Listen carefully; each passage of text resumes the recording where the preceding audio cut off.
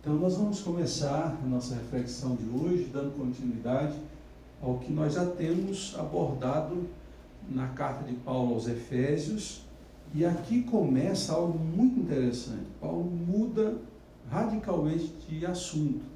A gente viu que do versículo 1 ao versículo 16, Paulo está falando da vida da igreja, de como a igreja é fundamentada nos apóstolos, nos homens que Deus constituiu para dirigir a igreja. E esses homens, ao fazerem a pregação da palavra, o ensino, equipam e edificam o povo de Deus para que eles sejam maduros. E nós falamos no domingo passado sobre a maturidade cristã.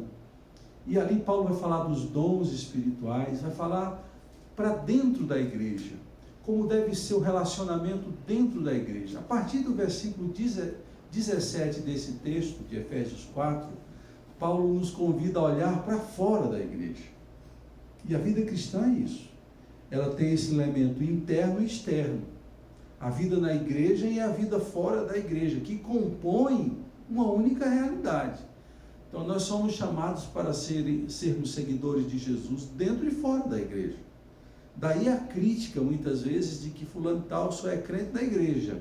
Fora da igreja ele não é. E é basicamente essa ideia que Paulo quer fortalecer, de que a dinâmica espiritual dentro da igreja é mais fácil de ser vivida. O que pesa mesmo são os compromissos com Deus que a gente deve manter lá fora da igreja. E é nessa linha que Paulo vai chamar a atenção da igreja de Éfeso e também de nós hoje. Mesmo já passados certamente 2000 anos, a palavra de Deus, que é viva e eficaz, fala aos nossos corações. E diz assim, o texto bíblico: assim eu lhes digo e no Senhor insisto, que não vivam mais como os gentios, que vivem na futilidade dos seus pensamentos.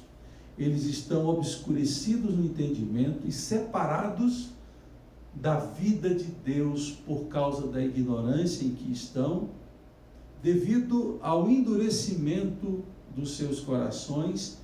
Tendo perdido toda a sensibilidade, eles se entregam à depravação, cometendo com avidez toda espécie de impureza. Todavia, não foi assim que vocês aprenderam de Cristo. Até aqui, depois a gente vai prosseguir a exposição desse texto, mas esse conteúdo aí já tem muito a nos ensinar. Uma coisa que é claro é que Paulo quer dizer que, apesar da gente viver entre os gentios, e o termo gentios é um termo muito judaico, era assim que os judeus se referiam a todo aquele que não era judeu, os gentios. Eram aqueles que não tinham conhecimento da revelação de Deus, de Moisés, dos profetas, dos oráculos, do culto. Eram pessoas alienadas de Deus e que não tinham essa base do conhecimento da palavra de Deus no Velho Testamento até então. E Paulo vai dizer que eles têm uma forma de viver, claramente assemelhando aqui a forma distante de Deus que as pessoas que não conhecem a Deus têm. E ao mesmo tempo dizendo que como o gentio tem uma forma de viver, aquele que é seguidor de Jesus tem também uma forma de viver, que ele tratou nos versículos anteriores, dentro da igreja, a relação entre si. E como é essa forma de viver de um cristão? É completamente diferente da vida e da forma de se postar de um gentio. E Paulo vai qualificar, ou melhor, depreciar a vida dos gentios, dizendo que eles têm 3 características de procedimento que nós não podemos ter. Daí a razão de Paulo insistir de forma negativa que não vivamos mais como gentios. Eles não servem mais de parâmetro, eles não servem mais de direção para nós. Refere-se a uma vida passada que a gente tira. A nova vida que nós temos é uma vida em Deus, em Cristo Jesus, mediante a ação do Espírito Santo. O gentio não é mais um padrão. Então, ele vai dizer que a nossa forma de viver deve ser diferente da forma dos gentios. E qual é a primeira característica de um viver de um gentio? Futilidade dos seus pensamentos. Que é uma coisa fútil, é uma coisa vazia, sem sentido, sem importância, sem significado. É uma coisa fútil. É uma coisa tão pequena, tão irrelevante, mas que eles, por serem gentios, por não conhecerem a Deus, se prendem a essas coisas que são fúteis, etéreas, passageiras, insignificantes, e que estão ligadas à forma de pensar. Os pensamentos dessas pessoas se destacam em dar lugar, em buscar priorizar essas coisas que são fúteis. E eu vou citar algumas coisas fúteis que são marcas do pensamento de alguém que é gentio, que não tem Deus ainda na mente e no coração. Essas pessoas procuram fama, procuram reconhecimento. Essas pessoas procuram os bens materiais como a base da vida e não as riquezas celestiais em Cristo Jesus. Essas pessoas procuram a realização dos prazeres e dos desejos do nosso corpo, que é carnal, que é passageiro, que vai se decompor quando a gente for enterrado ou mesmo cremado, vai deixar de existir. Quando os nossos pensamentos se dirigem para as coisas que são pueris e fúteis, é porque a gente tem uma forma de pensar e de viver como gentio. E Paulo critica essa forma. E ele vai dizer uma segunda característica depreciativa da forma do gentio viver, quando ele diz que eles, os gentios, estão obscurecidos no entendimento. O entendimento não é só a forma de pensar, é como se compreende as coisas. É como a gente chega a compreensões da vida e daquilo que é importante para nós e que passa a ser razão de busca. De como eu olho para a dinâmica dos relacionamentos, dos propósitos da vida. Ter esse entendimento é o que a gente chama de propósito. Viver uma vida com propósito é viver sabendo que Deus determinou os propósitos, os caminhos, as direções a seguir. Quando nós temos esse entendimento, a gente conhece ao Pai, ao Filho, ao Espírito Santo, sabe discernir entre o caminho largo, o caminho estreito, a porta estreita, a porta larga, aquilo que é santo, aquilo que é impuro, aquilo que agrada a Deus, aquilo que não agrada a Deus. O nosso entendimento, o discernimento muda quando os nossos olhos se abrem.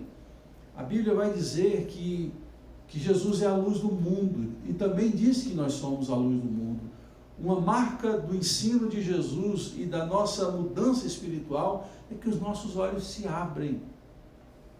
A gente via a vida, a forma de viver de um jeito, e agora quando a gente passa a ser seguidor de Jesus, a gente vê a vida de outra forma, vê com a luz de Deus.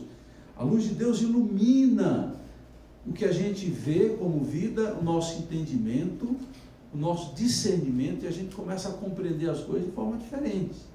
Agora, como é que está o entendimento do gentio, segundo Paulo? Obscurecido. Obscurecido vem a ver com trevas.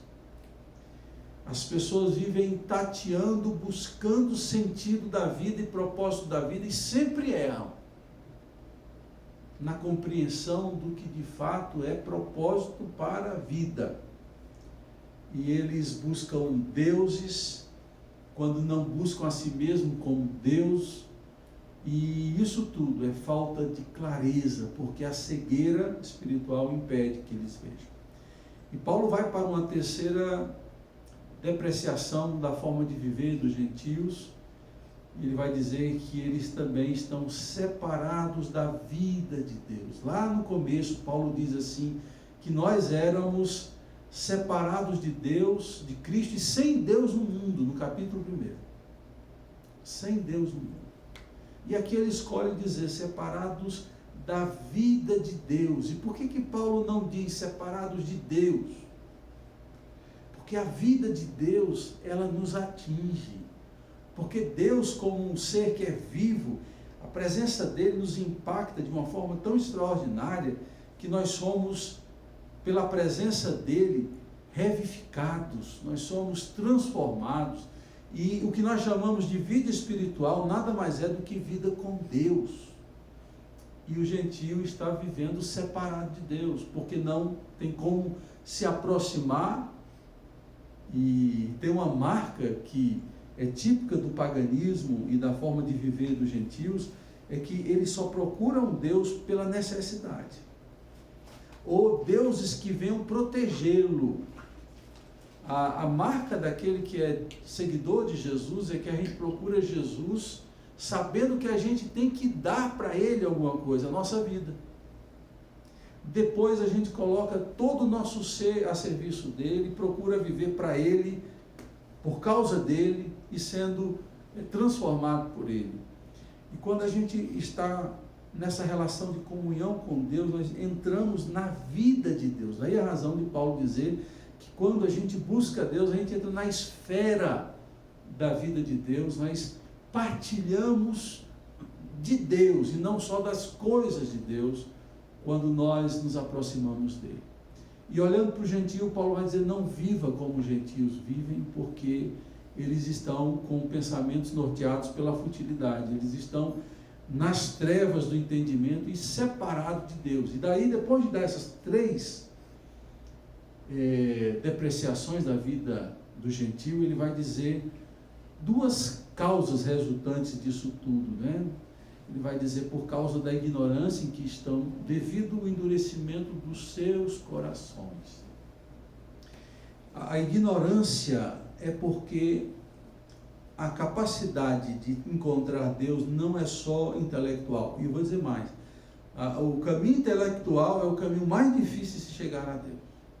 O caminho de se chegar a Deus é o caminho do coração, da abertura das nossas emoções, das nossas fragilidades, das nossas necessidades, porque muitas vezes a gente começa a procurar Deus quando a gente se coloca nessa situação de profunda falência e de vazio.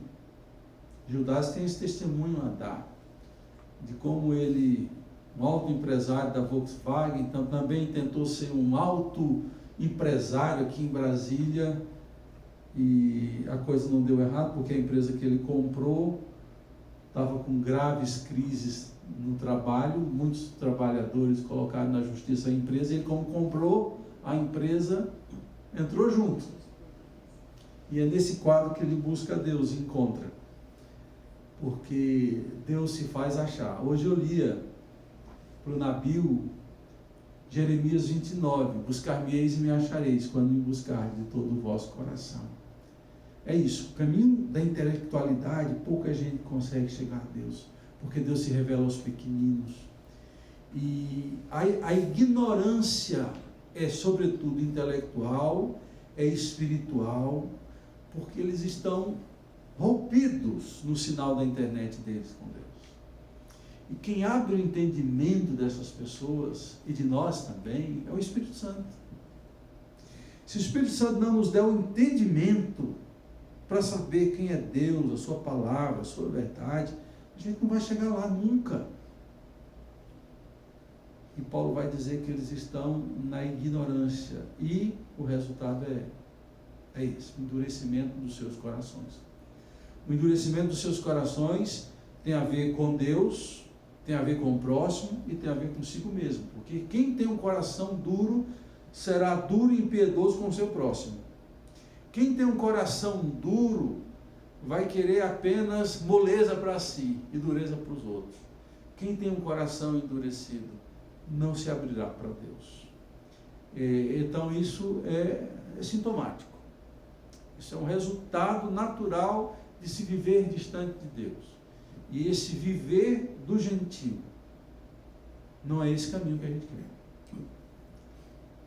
E há um perigo, mesmo depois que a gente se converte, começa a seguir Jesus, Na caminhada da vida, a gente acha alguns percalços e a gente tem vontade de viver a velha vida. Foi assim no povo que saiu conduzido por Moisés do Egito. Logo de saída, o povo queria voltar para o Egito. Queria comer as carnes do Egito, queria viver a vida de escravidão do Egito. Mesmo sendo escravos, queriam viver escravidão e tendo alguns prazeres. A ênfase de Paulo é: não queiram viver como gentios, vocês já vieram de lá. A carne pode ser satisfeita, mas a alma não é satisfeita. Procure aquilo que satisfaz a alma e não só aos apetites da carne. E Paulo vai agravando a situação do gentio. Aí ele vai dizer que, tendo perdido toda a sensibilidade, a dureza de coração faz isso, perder a sensibilidade do outro. O termo grego aí, sensibilidade, é calo. É igual se você faz um calo. O calo é uma reação natural do organismo, para proteger, no caso, sua mão, seu pé, de agressões ao organismo seu. Então o calo vai se formando, ele vai endurecendo. Quanto mais você trabalha na enxada, mais vai ficando calo, e você não vai sentir mais dor depois de 2 meses, porque você está com a mão calejada. Isso acontece aqui, isso acontece aqui. A gente perde a sensibilidade por conta dos calos. Então a gente não se arrepende com facilidade, a gente não tem nem sequer mais remorsos, a gente se torna uma pessoa fria, indiferente, letárgica muitas vezes, porque perdemos sensibilidade. Somos uma pessoa calejada na alma. Isso não é um elogio, isso é uma crítica. E por isso eles procuram caminhos de autossatisfação e autogratificação que tem a ver com depravação, com busca, com toda sorte de impureza. Paulo está falando aqui de bebedice, de sexo, está falando de gastar sem ter. Paulo está falando aqui de buscar todo e qualquer tipo de prazer que possa ter a avidez por trás. A avidez é aquela vontade que nunca se satisfaz, e a busca por impurezas. Era comum no Império Romano, sobretudo no Império Romano, as reuniões para se beber e comer, e depois de alguns momentos da festa você vomitava e voltava para beber e comer, e isso era uma marca da busca do prazer na sua totalidade. E Paulo vai dizer: não foi assim que vocês aprenderam. Ao tomar uma decisão por Cristo, isso aqui tem que ficar passado. Isso ali antes era um viver dos gentios, agora vocês são do Senhor. E ele prossegue o argumento dizendo: de fato vocês ouviram falar dele, de Jesus, e nele foram ensinados de acordo com a verdade que está em Jesus.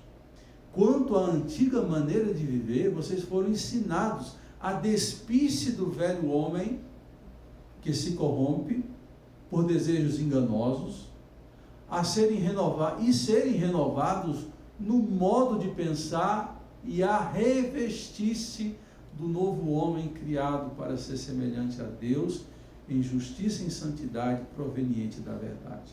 O que Paulo está agora dizendo? Ele trabalhou como é a vida de um gentio e sempre batendo na tecla: vocês não podem viver como gentios, porque vocês aprenderam de Cristo outra coisa. Então, qual deve ser o procedimento?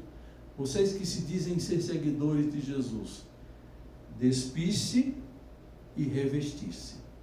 2 movimentos, que é uma figura de linguagem, e essa figura de linguagem fala de novas vestimentas, e essas vestimentas têm a ver com conduta. Antiga tira, e vestir uma nova roupa que tem a ver com comportamento, com atitudes, com a vida, um padrão de vida a ser vivido.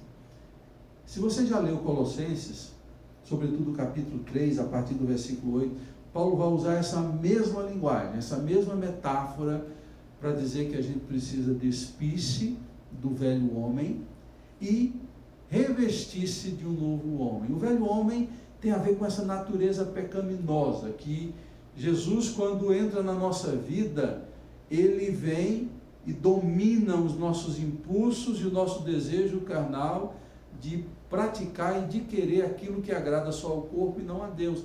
E trabalha no meu ser para querer as coisas celestiais. Paulo vai dizer aos filipenses: pensai nas coisas do alto, onde Cristo habita. A querer as coisas de Deus, o padrão de Deus, aquilo que de fato agrada a Deus e faz bem a nós. Eu falava isso, não sei se quarta-feira ou domingo passado. Quando a gente faz uma dieta e perde peso, a gente se priva de muita coisa. A gente se priva do churrasco, a gente se priva do doce, do refrigerante para quem gosta. A gente vai se privando do pão quente com manteiga. E a gente fica assim, cara, é um preço muito alto. Sim, é um preço alto. Mas o resultado vai fazer o quê? Te motivar. Você olha, você sobe a balança, perdi tantos quilos, você veste uma calça, uma camisa, cara, está cabendo. O preço que é alto, diante do resultado, te faz continuar. A vida espiritual não é diferente. É um preço alto. Quando Jesus fala, aquele que quer vir após mim, a si mesmo se negue, tome a sua cruz e me siga, Jesus está falando que é um preço alto. Mas quando a gente começa a ver os resultados em nossas vidas, e eu não falo de resultados financeiros e materiais que podem vir também, mas eu falo da alegria, da paz, de se sentir mais leve, mais conseguindo vencer aquilo que antes nos dominava.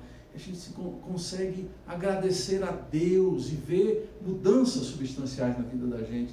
Aquilo serve de motivação. Paulo vai dizer aqui, usando esses duas palavras, né? Despir-se e revestir-se. Paulo não propõe aqui vestir uma roupa em cima da outra. É muito claro. É importante despir-se e revestir-se. Antes, aqueles que estavam vestidos, Paulo vai dizer que esse tipo de vestimenta é do velho homem que se corrompe por desejos enganosos. Então é a busca de satisfação de desejos que são enganosos. O que são desejos enganosos? O autor de Provérbios vai dizer: é tudo que no começo é doce e no final é amargo. Tudo é bom demais e no final vem a realidade nua e crua. Isso é desejos enganosos. E quando a gente se veste de um novo homem, ou seja, de uma nova proposta de vida, a gente vai ter uma vida mais parecida com a de Deus. Nós vamos ter condutas que são parecidas com aquelas que Deus tem em Cristo Jesus e que Jesus ensinou na sua própria conduta, que tem a ver com justiça e santidade. Justiça no trato e santidade na ação. E aí Paulo vai com um aspecto muito prático quando ele entra aqui nos versículos 25 e 27. Domingo que vem eu vou terminar esse aspecto prático. Olha, portanto, Paulo foi até aí teórico, ele vai tratar do problema do viver do gentio, apontar perigo de se viver o que a gente viveu antigamente, e dizer que agora a gente tem que se despir do velho homem para se revestir do novo homem, uma nova forma de viver. E agora ele entra na parte prática. Portanto, cada um de vocês deve abandonar a mentira e falar a verdade ao seu próximo. A mentira é patrocinada pelo diabo. Jesus vai dizer que ele é o pai da mentira. Todo aquele que vive enredado por pequenas mentiras, por falácia, por mentira escancarada, uma hora é pego. E a mentira, ela tira a nossa credibilidade, porque a mentira nos faz ser mentirosos. E ninguém confia na gente. Aquela história antiga que todos nós sabemos. A pessoa entrava na água e dizia que estava se afogando, e quando iam ajudar, era brincadeira. Um dia ela estava se afogando mesmo, de verdade, e ninguém foi ajudá-la, porque pensaram que ela estava mentindo, que era brincadeira. Então, a mentira não faz parte de um caráter de alguém que segue a Deus. Jesus tinha tanto cuidado com isso que ele dizia, e João, no evangelho dele, vai insistir, que ele dizia: em verdade vos digo, E ele é apresentado como o caminho, a verdade e a vida. Então, viver gentil envolve uma prática de mentira, que vai para os relacionamentos. Tem gente que vive mentindo para o cônjuge, mentindo que estava com amigos enquanto estava traindo, estava fazendo isso enquanto estava fazendo aquilo outro. Nos negócios, gente que é mentirosa no negócio, pode até adiante ganhar alguma coisa, mas não tem consciência tranquila e depois pode se, como os jovens dizem, se ferrar uma hora na Receita ou em outros órgãos do governo. Então a mentira não é uma vestimenta, já que a gente está falando em despir-se e revestir-se, daquele que segue Jesus. A proposta é falar a verdade ao seu próximo. A verdade cura, por mais que doa muitas vezes. A verdade é lúcida, é transparente, ela traz vida.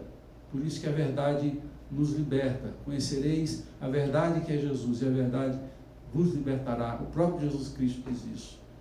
E ele vai dizer que a verdade nos une. Daí ele afirmar, pois todos somos membros de um mesmo corpo. E aí vem outro ponto. Ele fala que a nova vestimenta tem a ver com verdade, não com mentira. E a segunda peça dessa roupa, entre aspas, tem a ver com a reação emocional. Quando ele diz, quando vocês ficarem irados, não pequem. Na versão antiga diz, irai-vos e não pequeis. Apaziguem a sua ira antes que o sol se ponha. Na versão anterior, não se ponha o sol sobre a vossa ira, e nem deem lugar ao diabo. O que Paulo está dizendo aqui, que aquele que segue Jesus tem uma vestimenta de paz nos relacionamentos, de domínio próprio. Nós não podemos viver controlados pela ira, ser iracundos. É o termo apropriado para quem vive só se irando, só com atitudes que demonstram falta de controle emocional. E irá, a Bíblia até cria a possibilidade de ser aceitável, que é a ira momentânea. Quando a Bíblia diz que eu posso irar e não pecar, é porque tem um limite de se exercer a ira e não pecar. Há um limite. A ira é um sentimento como a alegria, a felicidade. Você sente. E eu vou dizer uma coisa, a ira nos salva muitas vezes. Tem gente que implode e outras explodem. Os que implodem adoecem mais. Mas os que explodem adoecem os outros que estão ao redor dele. Então a gente tem que ter um cuidado muito grande para saber que há um momento da ira de você, Maurício, para com isso. Mas depois acabou. Agora, quando você se ira e continua no mesmo tom, no mesmo sentimento, por horas, por dias, pecou. A proposta bíblica é: não deixe o dia passar sem você tratar o que está dentro de você, sem tratar o relacionamento com o outro. E olha o que é mais grave. O que é mais grave é que Paulo vai associar a ira a uma ação maligna que a gente precisa cuidar. Quando a gente se torna iracundo e não trata isso, Paulo vai dizer que nós estamos dando lugar ao diabo. E por que nós estamos dando lugar ao diabo quando a gente ira e peca? Porque a gente sente demais, fala demais, pensa demais. E quando a gente pensa irado, o que a gente pensa em fazer? Matar, estrangular. Quando a gente se ira e faz demais, o que a gente pode fazer? Agredir fisicamente, pode criar uma história, difamar alguém. Quando a gente se ira demais, a gente pode dar lugar ao sentimento, a pensamentos que são malignos. Isso é dar lugar ao diabo. Há pessoas que não creem no diabo. Nós sabemos que ele existe, porque a própria Bíblia diz, e a gente já experimentou na dinâmica da vida espiritual, presença maligna querendo o nosso mal. Ele é o tentador, ele quer o nosso mal. Então a gente precisa aprender isso, a ter domínio próprio. E eu vou dizer uma coisa para vocês, eu tive que aprender isso, estou aprendendo ainda hoje.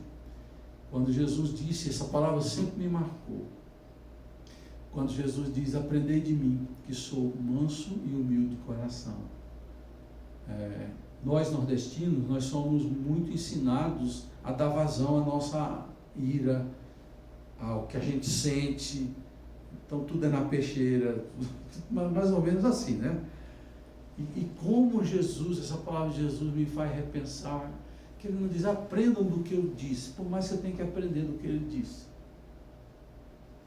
Mas ele chama para si, isso é muita coragem. Não é todo professor que tem coragem de dizer, aprendam de mim. Aí, ok, aprender do Senhor, e ele destaca do que ele tem como a ensinar pela conduta dele, é a ser manso e humilde de coração. E aí eu aprendi que a humildade tem a ver com o domínio. E com a fé. O domínio dos nossos sentimentos. Então, eu sempre, eu lembro que eu peguei isso uma vez, lá em 94, por aí. Cara, eu preciso tomar conta disso na minha vida. Preciso. Porque não é só uma questão que faz mal para mim nos relacionamentos, mas é uma questão espiritual, é dar lugar ao diabo. E Paulo está falando desse ponto em específico aqui. Então nós vamos parar por aqui hoje. Domingo que vem a gente vai continuar a lista que Paulo prossegue, que tem a ver com essa dialética, né? A dialética da mentira, verdade, de irar aceitavelmente, não pecar. E Paulo vai sempre trabalhar. E quando ele fala em mentira, ele está dizendo, isso é prática mais comum ao gentio. A gente tem um compromisso com a verdade. A gente tem um compromisso com a mansidão, e não com a ira. E ele vai falando outras atitudes práticas que devem estar presentes nas nossas vidas. Mas, sobretudo, entender que Paulo está dividindo a forma de viver de um gentio que não conhece a Deus e uma forma de viver daquele que conhece a Deus e quer ser um seguidor de Jesus. Então, que Deus nos dê graça e força para poder vivenciar isso. Eu queria que você baixasse sua fronte e tivesse um momento de oração e pedisse a Deus força, graça, para poder viver, e não viver como um gentio, mas viver como seguidor de Jesus, nisso que a palavra de Deus nos ensinou hoje.